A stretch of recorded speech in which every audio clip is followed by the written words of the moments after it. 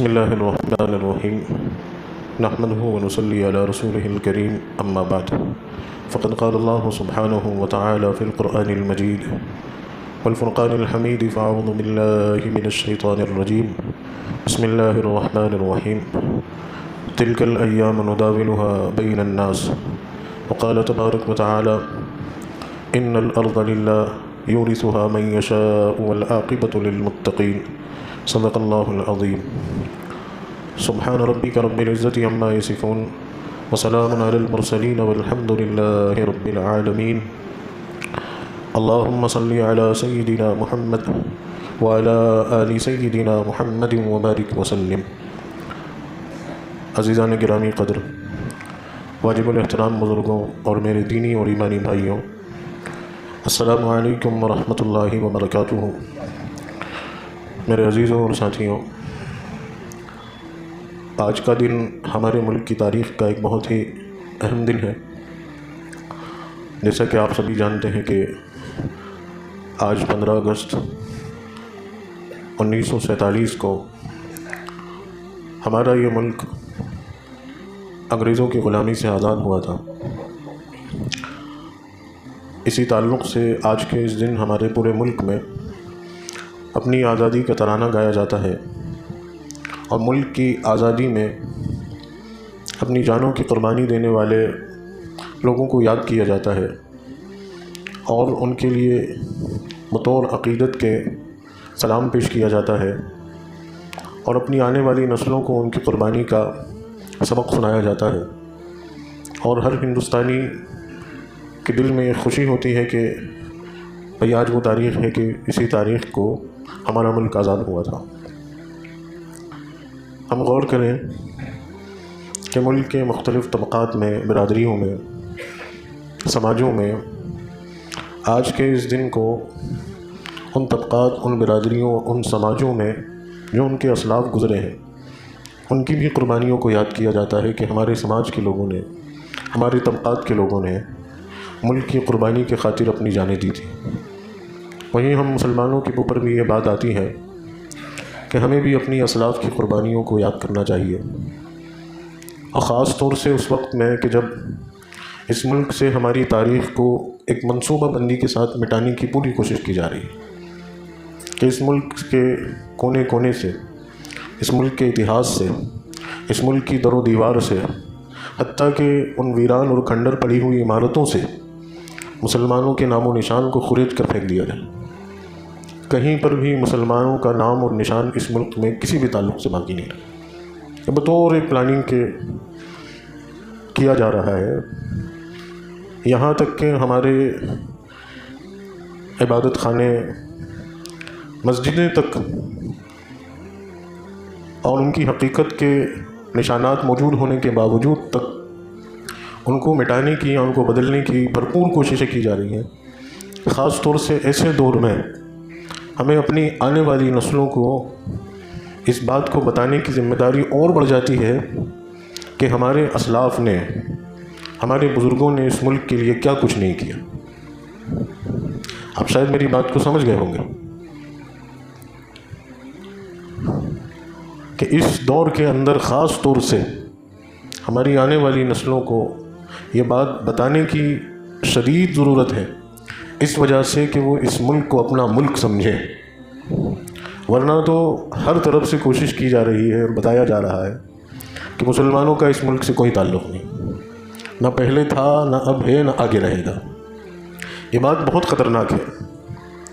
اگر اس بات کو ہماری آنے والی نسلیں تسلیم کر جاتی ہیں تو پھر وہ اس ملک کے اندر دوسرے نمبر کا شہری ہونے پر، زندگی گزارنے پر مجبور ہو جائیں گے. میری بات کی سنجیدگی کو آپ سمجھیں. اگر کوئی کسی مکان میں رہتا ہے اور اس کے باپ دادا اس مکان میں رہتے آ رہے ہیں، اب کوئی بار بار آ کر یہ بات کہے کہ تمہارے ابا نے نہیں، تمہارے دادے نے نہیں، تمہارے پردادے نے اس مکان پر قبضہ کیا، اب مسلسل کوئی آ کے کہتا رہے. اب جو جس سے کہا جا رہا ہے اس کے پاس کوئی ثبوت نہیں ہے، کوئی دلیل نہیں ہے، اور ہر آنے والا یہی بات کہہ رہا ہے، تو کہیں نہ کہیں دل کے اندر یہ بات اس کے اتر جائے گی، ہاں یار سب تو جھوٹ نہیں بول رہے. ہو سکتا ہے میرے دادے نے باقی پردادے نے قبضہ ہی کیا، میری ملکیت ہے ہی نہیں.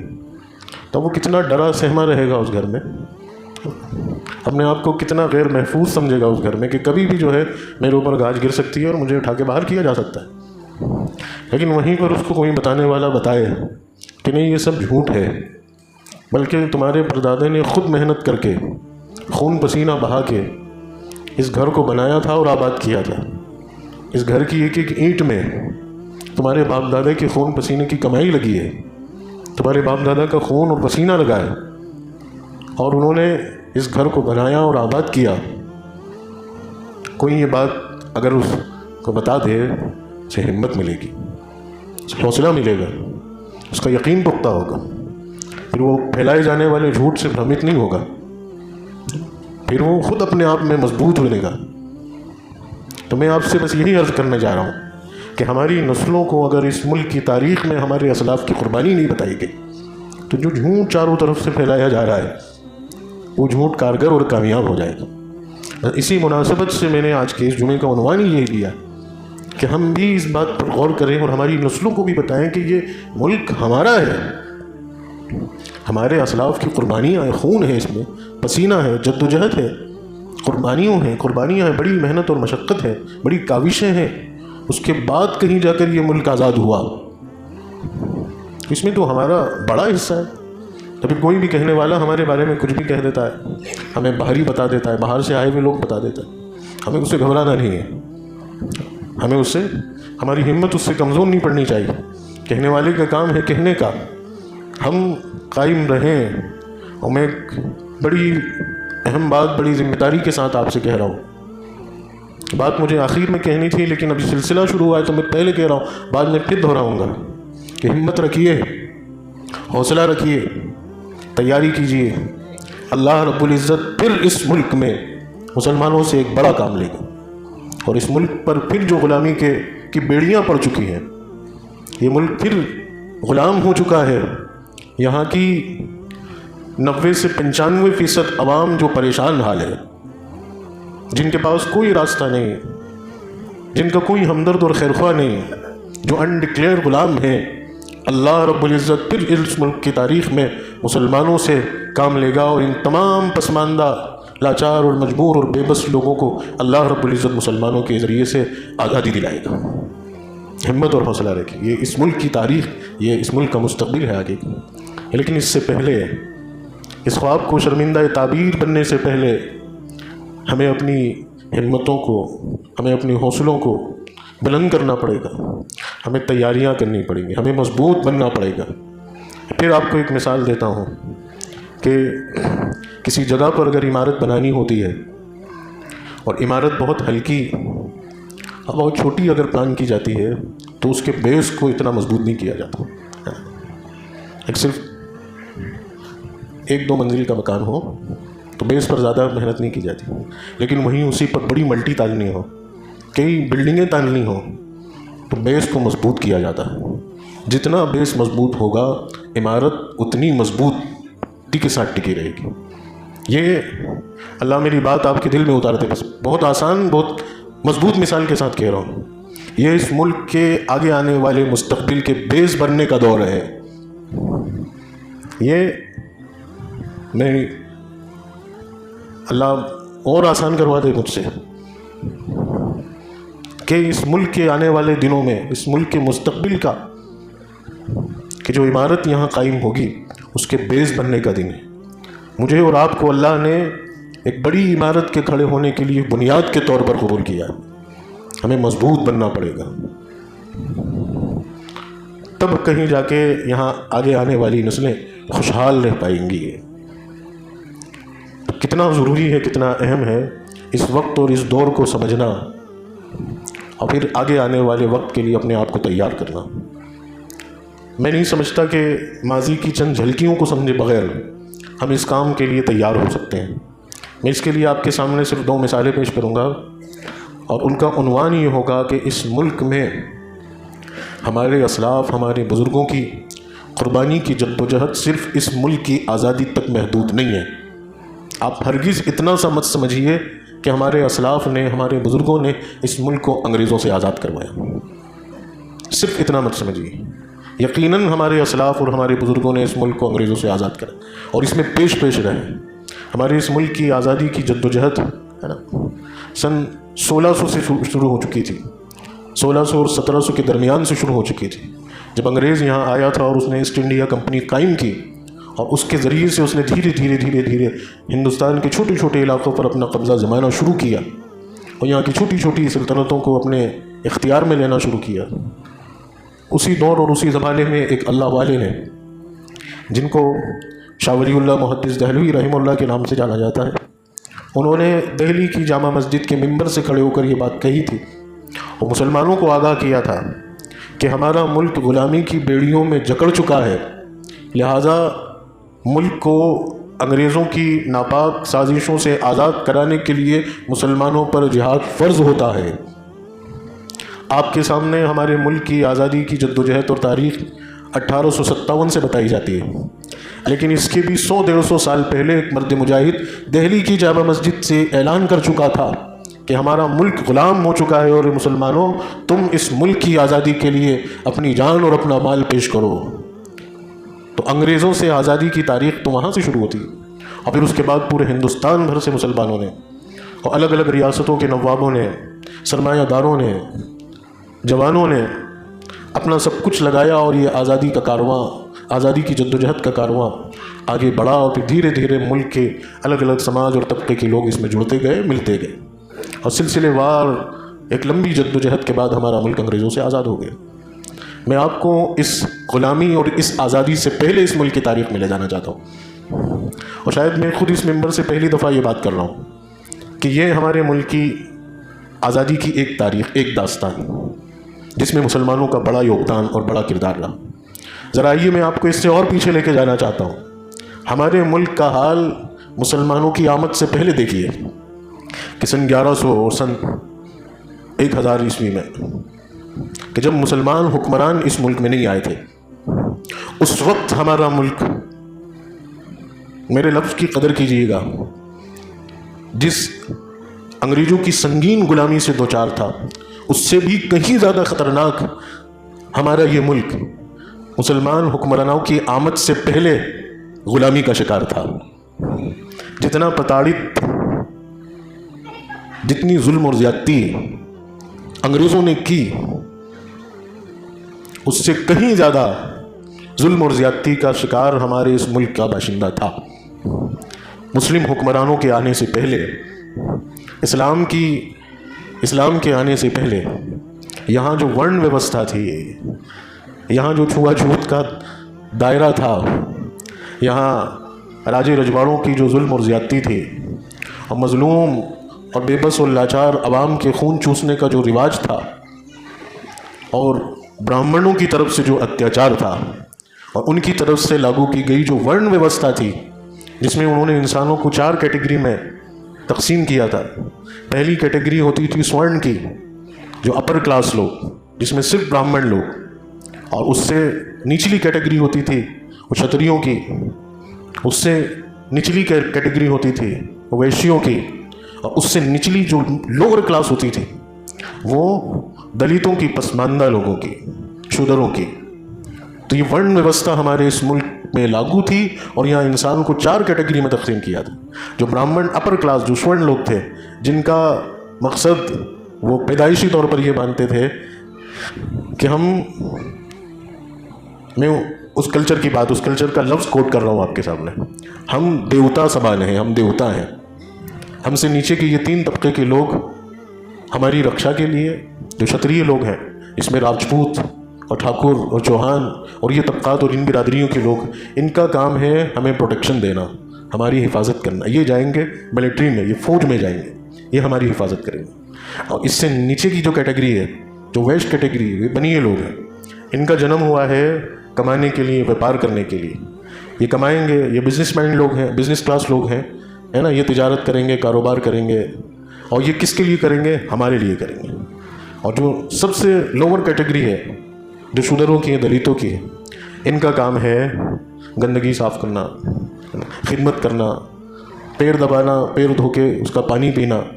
اگر کسی براہمن کا گھر ہے, راستے میں کسی دلت کو وہاں سے گزرنا ہے تو دلت کی مجال نہیں کہ وہ سر اونچا کر کے گزر جائے، اسے نگاہیں نیچی کر کے جانا ہے، اپنے پیروں سے چپل نکال کر سر پہ چپل لگ کے لے جانا ہے، وہ برہمن کی طرف نگاہ اٹھا کر نہیں دیکھ سکتا۔ اور کیا کیا کیا کیا کنڈیشنز لاگو تھی، وہ آپ کبھی وقت نکال کر پڑھیے گا کہ کتنی زبردست غلامی میں ہمارا ملک تھا، اور برہمنوں کا کام تھا صرف اپنے دیوی دیوتاؤں کی پوجا ارچنا کرنا، ہے نا، اور باقی یہ 3 کیٹیگری کے لوگ برہمنوں کے سیوک تھے، وہ برہمن پورے نظام کو چلاتا تھا۔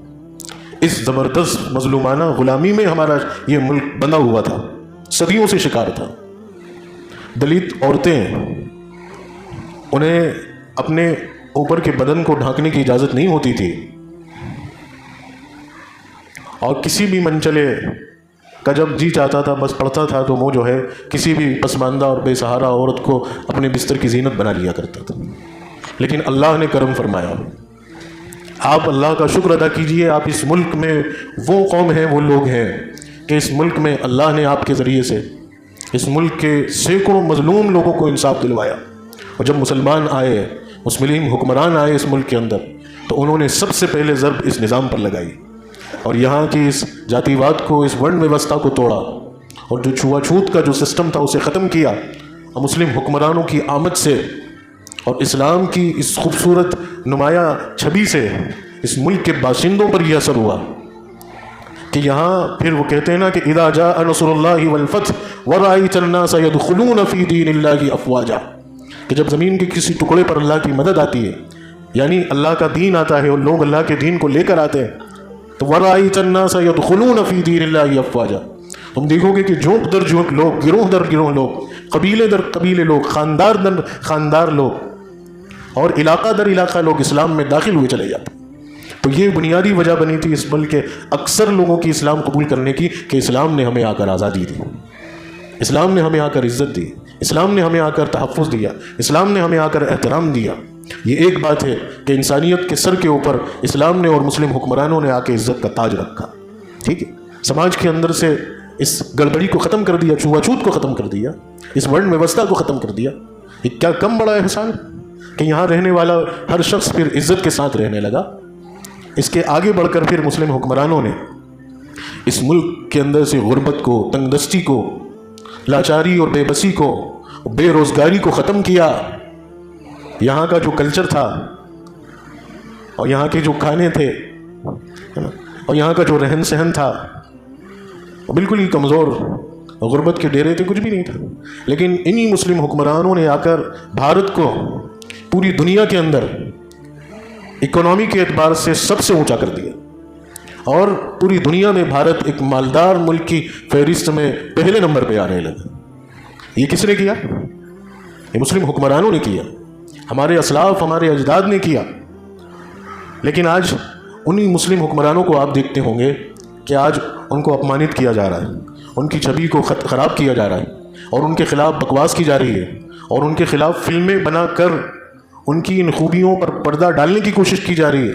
اس کی وجہ یہ ہے کہ اگر ان لوگوں کی خوبیاں زمانے کے سامنے آ جاتی ہیں تو پھر ہماری دکانیں بند ہو جائیں گی، پھر مسلمانوں کے خلاف جو اس ملک کی ایک بڑی تعداد کو بھٹکایا جا رہا ہے وہ بھٹکانے کا کام بند ہو جائے گا۔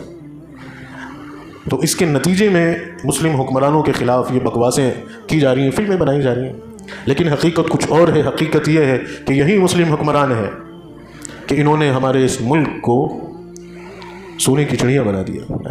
اس ملک کے اندر پھر دولت کا اور ثروت کا اور مال کا انبار لگ گیا، اور پھر جس اکھنڈ بھارت کا یہ آج خواب دیکھ رہے ہیں جو ان کی نسلیں بھی نہیں بنا سکتی، انشاءاللہ نہیں بنا سکتی۔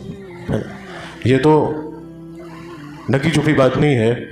2014 کے بعد سے لے کر آج تک نہ معلوم کتنا حصہ جو ہے کشمیر کا وہ چین اپنے انڈر میں لے چکا ہے نا، کتنا چین آگے بڑھ چکا ہے۔ کہاں یہ اکھنڈ بھارت بجائیں گے بیچارے؟ اب حقیقت تو یہ ہے کہ ان کی کرسی چرمرا رہی ہے، ان کے چاروں پائے کمزور ہو چکے ہیں۔ بہت جلد انشاءاللہ العزیز تختہ پلٹ ہونے والا ہے۔ اللہ تعالیٰ اگر ہمیں زندگی بخشے تو ہم خود دیکھیں گے کہ رنگا اور بلا جو ہے انہیں سر چھپانے کی جگہ نہیں ملے گی۔ جو انہوں نے لوگوں سے دشمنی کے جو پنگے لے رکھے ہیں ہم تو بس تماشا بن کے دیکھیں گے انشاءاللہ، تماشا بن کے ہم دیکھیں۔ بہت جلد وہ وقت اس ملک میں آنے والا ہے انشاءاللہ العزیز۔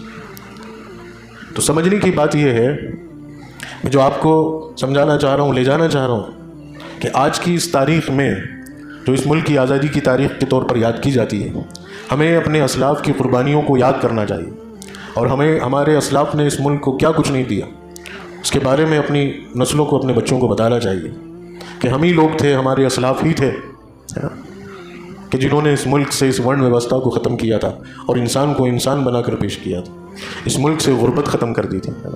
اور آج بھی وہ زبردست عمارتیں جو دنیا میں مشہور عمارتیں ہیں، ایسی زبردست عمارتیں قائم کی جس سے انٹرنیشنل پلیٹ فارم پر بھارت کو یاد کیا جاتا ہے۔ یہ کس کی جدوجہد اور کس کی بنائی ہوئی عمارتیں ہیں؟ آج بھی ہمارے ملک کے پرائم منسٹر جس قلعے پہ کھڑے ہو کر ترنگا لہراتے ہیں اور وہ دعویٰ کرتے ہیں اپنی سنسکرتی کا، اپنے کلچر کا اور اپنے ایجنڈے کا، ان کے پاس تو خود کوئی ایسی عمارت نہیں ہے کہ جس پہ کھڑے ہو کے وہ ترنگا پھہرا سکے۔ اور کس کا شاہکار ہے لال قلعہ؟ آج دنیا میں جس عمارت کو دیکھنے کے لیے دنیا بھر سے لوگ آتے ہیں، وہ تاج محل کا خوبصورت دھروہر، وہ زبردست عالیشان عمارت، آج وہ کس کی بنائی ہوئی ہے؟ آج بھی لوگ اس کی نقاشیوں کو، اس کی بیل بوٹوں کو اور اس کی عمارت کی زبردست انجینئرنگ پلاننگ کو دیکھ کر حیران رہ جاتے۔ یہ زینت کس نے بخشی ہے؟ ہندوستان کے ماتھے پر یہ تاج محل کا تاج کس نے رکھا ہے؟ وہ زبردست بلند معیار قطب مینار جس کی بلندی اس دور میں اسلام کی سربلندی اور مسلم حکمرانوں کی سربلندی کا شاہکار ہے، وہ کس نے بنائی ہے؟ یہ ہمارے اسلاف ہیں، یہ ہمارے بزرگ ہیں جنہوں نے صرف عمارتیں نہیں بنائی تھیں، اس ملک کے اندر رہنے والے سینکڑوں لوگوں کو عزتیں بھی دلوائی تھی۔ پھر مسلم حکمرانوں کے آنے کے بعد یہاں کا دلت بے سہارا اور پسماندہ نہیں رہا تھا، مظلوموں کی عورتوں کو پھر کوئی چور اچکا اٹھا نہیں پاتا تھا۔ آج کے اس دور میں سب سے مہنگی چیز، میں اگر آپ سے سوال پوچھوں کہ آج کے اس دور میں ایک سب سے مہنگی چیز کیا ہے، تو آپ مجھے بتائیں کہ کیا ہے سب سے مہنگی چیز؟ بتائیں کیا چیز ہے؟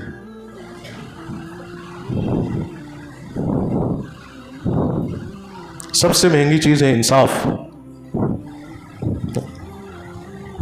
مل جاتا ہے کسی کو آسانی سے؟ انصاف مل جاتا ہے آسانی سے؟ ایک سڑے سے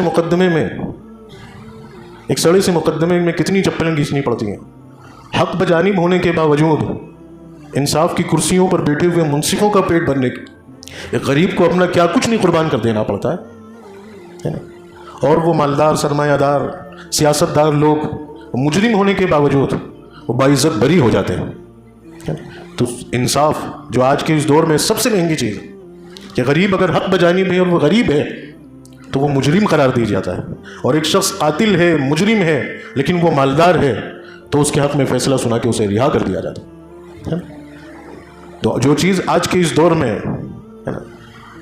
سب سے مہنگی ہے، وہ ہمارے اسلاف کے دور میں سب سے سستی ہوا کرتی تھی۔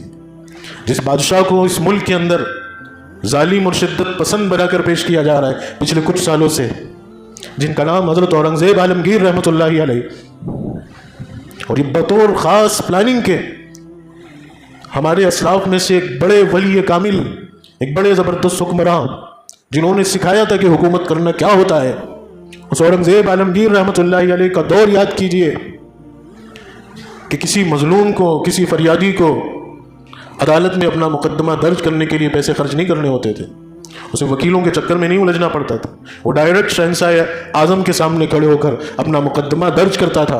اور اورنگزیب عالمگیر رحمۃ اللہ علیہ اگر فریادی آیا ہے، خواہ مالدار ہو یا غریب ہو، اس کی بات سنتے تھے اور انصاف کرتے تھے۔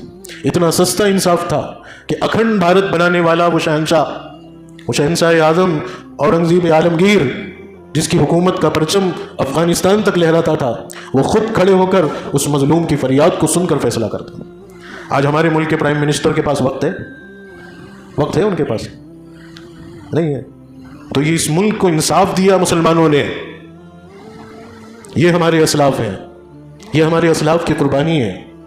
کیا کچھ نہیں دیا ہمارے اسلاف نے اس ملک، تو اس ملک کو ہمیں اپنا جاننا ہے، اپنا سمجھنا ہے، اور اس ملک کے لیے ہمارے اسلاف نے جو قربانیاں دی ہیں، پھر دور آ چلا ہے، پھر وقت آ چکا ہے کہ پھر وہی قربانیاں دہرانے کا وقت آ چکا ہے کہ ہم لوگوں کو پھر اٹھ کھڑا ہونا پڑے گا، اور اس ملک کی بڑی اکثریت جو مظلوم بن چکی ہے اسے غلامی سے آزاد کرانے کے لیے جو کام اللہ تبارک و تعالیٰ لے گا وہ مسلمانوں سے لے گا۔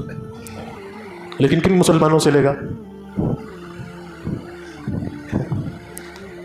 نشہ کرنے والوں سے لے گا، گانجا پینے والوں سے لے گا، پاؤڈر پینے والوں سے لے گا، ایم ڈی کھانے والوں سے لے گا، شراب پینے والوں سے لے گا۔ بولیے نا، انہی لوگوں سے لے گا نا؟ ہاں، نہیں لے گا ان لوگوں سے۔ لیکن ہم تو انہی چیزوں میں ماسٹر بنتے جا رہے ہیں، انہی چیزوں کے امام بنتے جا رہے ہیں، انہی چیزوں میں ہمارے نام سر فہرست ہیں، ہماری نسلیں انہی راستوں کو پکڑ کے آگے بڑھ رہی ہیں۔ میں شاید غلط سمجھ رہا تھا، لیکن صحیح یہی ہے کہ وہ نشہ کرنے والے لوگوں سے لے گا اللہ کا۔ آپ خود کہہ رہے نہیں لے گا، تو پھر یہ نشہ کرنے والوں کا ہوگا کیا؟ کیا ہوگا ان کا؟ وہ جو ان کو اس حال پہ چھوڑ دے گا ان کا بھی کیا ہوگا؟ کیا ہوتا ہے دیکھو، میں ایک مثال دیتا ہوں، ہے نا۔ چلیے مان لیجیے یہ پنکھا ہے، اس کو لگایا اس لیے گیا ہے کہ یہ چلے، ہوا دے، ٹھنڈک پہنچائے، ہے نا۔ اور مالک مکان کبھی پنکھا بند ہو جاتا ہے، خراب ہو جاتا ہے تو اسے ریپیئر کرتا ہے، کرواتا ہے، پھر چلنے لگتا ہے، پھر خراب ہو جاتا ہے، پھر ریپیئر کرواتا ہے، پھر بالکل ہی جب ناکارہ ہو جاتا ہے 2-4 موقع دینے کے بعد پھر کیا کرتا ہے؟ پھر اسے نکال کے اٹھا کے پھینک دیتا، کباڑی کو دیتا، یہ اس کام کرے، پھر اس کی جگہ پہ بہترین پنکھا کمپنی کا لا کر جو ہے وہ لگا دیتا ہے۔ شاید میری مثال سمجھ آ جائے۔ تو ان ناکارگیوں کے ساتھ، ان نااہلیوں کے ساتھ، ان بدماشیوں کے ساتھ، ان کمیوں کے ساتھ وہ اللہ رب العزت ہمیں سدھرنے کا موقع دیتا ہے، بار بار ہمیں ریپیئر کرتا ہے، لیکن جب ہم باز نہیں آتے تو وہ پھر کیا کرے گا؟ وہ کیا کرے گا کہ پھینکو ان کو، ہٹاؤ۔ اس کی قدرت کے خزانوں میں کمی ہے، وہ انسان پیدا نہیں کر سکتا کیا ہے؟ وہ عاجز آ چکا ہے کیا؟ وہ بے بس اور لاچار ہو چکا ہے کیا؟ بتائیں آپ مجھے، یہ والا جواب دے دیں، وہ لاچار اور بے بس ہو چکا ہے کیا؟ نہیں نا۔ وہ کیا کرے گا کہ ہٹاؤ ان سب کو۔ وہ ہم سے بہتر دوسرے لا کر کھڑے کر کے یہ کام لینے کی قدرت رکھتا ہے۔ سمجھو اس بات کو، یہ وقت بالکل بھی معمولی وقت نہیں ہے، بالکل بھی غیر سنجیدہ نہیں ہے۔ یہ تیاری کرنے کا وقت ہے، اپنی کمیوں کو دور کرنے کا وقت ہے، اپنے اندر موجود خرابیوں کو ختم کر کے اچھائیاں پیدا کرنے کا وقت ہے۔ زمانہ ہمارا انتظار کر رہا ہے، قومیں ہمارا انتظار کر رہی ہیں، اس ملک کے مظلوم لوگ ہمارا انتظار کر رہے ہیں، وہ بڑی لاکھوں کی بے روزگاروں کی بھیڑ ہمارا انتظار کر رہی ہے، یہاں وہ لٹنے والی عورتوں کی عزتیں ہمارا انتظار کر رہی ہیں کہ کب اور کہاں سے وہ لوگ آئیں گے جو ہماری عزتوں کو بچائیں گے۔ یہاں کا وہ نوجوان جو پڑھ لکھ جاتا ہے، ڈگری ہاتھ میں لیے گھومتا ہے، لیکن اس کے پاس روزگار نہیں ہوتا، وہ لاچار اور بے بس ہو کے اپنی ڈگری اور اپنی صلاحیت کو لے کر معمولی پیسوں کی تنخواہ پر وہ کام کرنے پر مجبور ہو جاتا ہے۔ اس نوجوان کے ٹپکتے ہوئے آنسو، اس کے ماں باپ کی وہ قربانی کے خون پسینے کی کمائی سے اسے پڑھایا، کالج کی فیس ادا کی، وہ بے روزگار نوجوان انتظار کر رہا ہے کہ کب اس ملک کی تقدیر بدلے گی۔ وہ غلط کام میں ملوث ہونے والی عورتیں، اپنی عزتوں کو نیلام کر دینے والی عورتیں، وہ انتظار کر رہی ہیں کہ کب وہ لوگ آئیں گے کہ جو ہمیں ہماری عزت کا تحفظ دیں گے۔ وہ خودکشی کرنے والے کسان انتظار کر رہے ہیں، وہ مظلوم اور پسماندہ لوگ انتظار کر رہے ہیں، وہ ہزاروں کی تعداد میں نہیں لاکھوں کی تعداد میں جیل خانوں میں بند مظلوم انتظار کر رہے ہیں، وہ عدالتوں کا چکر کاٹنے والے غریب اور بے سہارا لوگ انتظار کر رہے ہیں کہ کب اس ملک کی تقدیر بدلے گی اور ہمیں انصاف ملے گا۔ اور ہم ہیں کہ مزے اور مستی میں ہیں، ہم ہیں کہ سرنگوں ہیں، ہم ہیں کہ ہوش کا ناخن لینے کو تیار نہیں۔ یا تو آپ اور ہم اس بات کو تسلیم کر لیں، میں بہت کڑوا لفظ بول رہا ہوں، شاید میرے اس لفظ کے سننے کے بعد قدموں تلے سے زمین نہیں کھسک جائے، اگر یہ احساس نہیں آئے کہ قدم تلے زمین کھسک گئی، یا پھر یہ احساس بیدار نہیں ہو جائے کہ ہمیں غفلت سے باہر نکلنا پڑے گا، یا تو آپ اور ہم مل کر یہ تسلیم کر لیں کہ خدا کی جو کتاب قرآن ہمارے پاس ہے، جس پر ایمان کا دعویٰ ہم کرتے ہیں، یا تو آپ اور ہم اس کو اللہ میری پکڑنا پڑوائیں، اللہ مجھے معاف کر دے، اس کتاب کو ہم بند کر کے رکھ دیں کہ اس کتاب میں جو کچھ ہے ہم نے مان لیا، اللہ مجھے معاف کرے، ہاں ہم نے مان لیا کہ یہ سچ نہیں ہے، اللہ مجھے معاف کر۔ یا تو پھر ہم یہ کر دیں، یا اگر یہ نہیں کر سکتے، آپ کے دل کے اندر یہ بات اگر آ رہی ہے کہ نہیں قرآن ہی سچی کتاب ہے اور قرآن ہی ہدایت کا سرچشمہ اور امام ہے، اور محمد الرسول اللہ کا لایا ہوا دین ہی اس دنیا میں نجات دہندہ ہے۔ اگر ہم اس بات کو مانتے ہیں، اس کا اگر ذرہ برابر بھی اس پر یقین اور ایمان ہمارے دلوں میں، تو پھر میری بات کو معمولی مت لیجئے کہ پھر اس دنیا میں انقلاب قرآن کے ذریعے سے ہی آئے گا، اس ملک میں بھی انقلاب قرآن کے ذریعے سے، محمد الرسول اللہ کے دین کے ذریعے سے آئے گا۔ اب آپ مجھے بتاؤ کہ قرآن کسی مندر میں پڑھا جا رہا ہے؟ قرآن کسی گرجا گھر میں پڑھا جا رہا ہے؟ قرآن کسی چرچ میں پڑھا جا رہا ہے؟ یہ قرآن کی آیتیں، یہ محمد الرسول اللہ کے دین کی باتیں کسی مندر میں کوئی پجاری بتا رہا ہے؟ کسی غیر مسلم کو بتائی جا رہی ہے؟ یہ ہم مسلمانوں کو بتائی جا رہی ہے، یہ مسجدوں میں بتائی جا رہی ہیں، ہمیں جمعے کے خطاب میں جھنجھوڑا جا رہا ہے، لیکن ہم ایک خواب غفلت سے باہر آنے کو تیار نہیں۔ تو پھر اب کیا ہوگا؟ کس قدر غفلت ہے، کس قدر لاپرواہی ہے، ہم سوچنے اور سمجھنے کو تیار نہیں ہیں میرے بھائیوں۔ میرا آپ کے سامنے یہ درد دل بیان کرنے کا مقصد ہی صرف یہ ہے کہ ہمیں اپنی ذمہ داریوں کو سمجھنا پڑے گا، اور یہ آج کی جو تاریخ، ہمارے ملک کی تاریخ، آج کی اس تاریخ کو غنیمت جان کے اس بات کے لیے پھر اٹھ کھڑا ہونا پڑے گا۔ آپ میری اس بات کو تسلیم کیجئے کہ جس طرح سے انگریزوں کے زمانے میں ہمارا ملک غلام تھا، آج بھی غلام ہے، اور اس غلامی سے آزادی کے لیے ہم لوگوں کو، اس ملک کو آزاد کرانے کے لیے ہمیں اٹھ کھڑا ہونا۔ کیا کرنا پڑے گا؟ ہمیں پکا سچا مسلمان بننا پڑے گا۔ دیکھو، قدرت ہم سے خود کام لے گی، اللہ کا نظام ہم سے خود کام لے گا۔ آپ کو مجھے آسمان سے تارے توڑ کے نہیں لانا پڑے، اگر ہم خود اپنے آپ کو ہے نا ویسا بنا لیں گے تو اللہ کی قدرت خود ہمارا ہاتھ پکڑ کے ہمیں آگے کرے، ہے نا۔ تو ہمیں پکا سچا مسلمان بننا پڑے گا، ہمارے دلوں میں ایمان کی شمع روشن ہو، ہمارے دلوں میں ایمان کی شمع روشن ہو، ہم اپنے اندر صلاحیتیں پیدا کریں۔ اس کے لیے ہمیں اپنے بچوں کو پڑھانا پڑے گا۔ الحمدللہ ثم الحمدللہ، پچھلے کئی سالوں کے مقابلے اب مسلمانوں کے بچے بہت اچھے سے پڑھے، بڑی خوشی ہوتی ہے، دل کو سکون ملتا ہے، ٹھنڈک پہنچتی ہے۔ لیکن یہ اتنا ہی کافی نہیں ہے، اور بڑھ چڑھ کے اپنے اندر صلاحیتیں پیدا کرنی پڑے گی، اپنے اندر خوبیاں اور کمال پیدا کرنا پڑے گا۔ آپ 2 روٹی کھاتے ہیں، 1 روٹی کر دیجئے۔ آپ 2000 کا جوڑا پہنتے ہیں، 500 اور 1000 کا پہن لیجئے۔ آپ 25 لاکھ کی کار خریدتے ہیں، 8-10 لاکھ کی خرید لیجئے۔ آپ 50 لاکھ 1 کروڑ کا مکان بنا کر رہتے ہیں، آپ 20-25 لاکھ 30 لاکھ کے مکان میں رہ لیجئے۔ لیکن یہ جو کٹ آف ہو رہا ہے، یہ آپ کے خرچے کا جو کٹ آف ہو رہا ہے، اس پیسے کو اپنی آنے والی نسلوں کی تعلیم میں لگا دیجئے۔ یہ ہمارے ملک کا مستقبل بنے گی۔ یہ تعلیم کے معیار میں اور میدان میں آگے بڑھ کے اس ملک کے اندر اسلام کے پرچم کو بلند کرنے والی بنے گی۔ ایمان کی شمع روشن کرنا ہے، اپنے بچوں کو پڑھانا ہے۔ اگلی چیز زبان اور نیت کو درست کرنا ہے۔ دیکھو، کبھی بھی کسی بھی قوم کو اللہ کی طرف سے بے ایمانی پر، بد زبانی پر قبول نہیں کیا گیا۔ اللہ تعالیٰ نے ان لوگوں کو اور ان قوموں کو قبول کیا تھا کہ جن کے اندر ایمانداری تھی، جن کے اندر اچھے اخلاق تھے، جن کی زبان پر صداقت اور سچ تھا۔ میں آخری مثال دے کے بس آپ کو چھوڑ رہا ہوں کہ پوری دنیا میں آخری نبی جناب محمد رسول اللہ صلی اللہ علیہ وسلم، جو سلسلہ نبوت کی آخری کڑی ہیں، جو سلسلہ نبیوں کا حضرت آدم علیہ السلام سے شروع ہوا، اس سلسلے کو اللہ نے محمد رسول اللہ پر ختم کر دیا۔ اور محمد الرسول اللہ سے پہلے جو نبی ہیں وہ آپ جانتے ہیں کہ حضرت عیسیٰ علیہ السلام۔